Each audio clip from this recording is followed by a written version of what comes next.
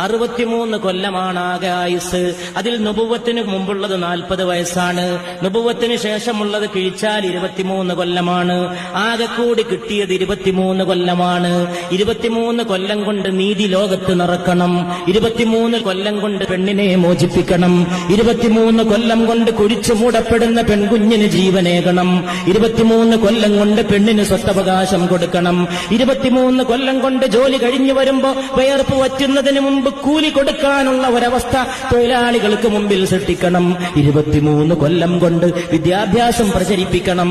23 കൊല്ലം കൊണ്ട് കറുത്തവനെയും വെളുത്തവനെയും ഒരേ പാത്രത്തിൽ നിന്ന് ഭക്ഷണം കഴിപ്പിക്കണം.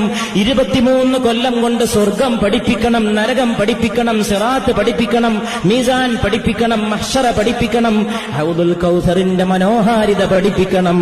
23 കൊല്ലം കൊണ്ട് രാഷ്ട്രീയ നീതി, 23 കൊല്ലം കൊണ്ട് ഇക്കണോമിക് ജസ്റ്റിസ്, സാമ്പത്തിക നീതി, 23 കൊല്ലം കൊണ്ട് പൊളിറ്റിക്കൽ ഫ്രീഡം, രാഷ്ട്രീയ സ്വാതന്ത്ര്യം, 23 കൊല്ലം കൊണ്ട് പേഴ്സണൽ ചാസ്റ്റിറ്റി, വ്യക്തിപരമായ വിശുദ്ധി, 23 കൊല്ലം കൊണ്ട് ഫാമിലി അഡ്മിനിസ്ട്രേഷൻ, കുടുംബത്തിന്റെ ഭരണം, 23 കൊല്ലം കൊണ്ട് നാഷൻ ബിൽഡിംഗ്, രാഷ്ട്ര നിർമ്മാണം, 23 കൊല്ലം കൊണ്ട് കൾച്ചറൽ റിനൈസാൻസ്, സാംസ്കാരിക നവോത്ഥാനം, 23 കൊല്ലം കൊണ്ട് സിവിലൈസേഷൻ, നാഗരികത, 23 കൊല്ലം കൊണ്ട് അതിനേക്കാളൊക്കെ അപ്പുറം ആകാശഭൂമികളെ പടച്ച റബ്ബിനെ പഠിപ്പിച്ചു കൊടുക്കണം ജനങ്ങൾക്ക്.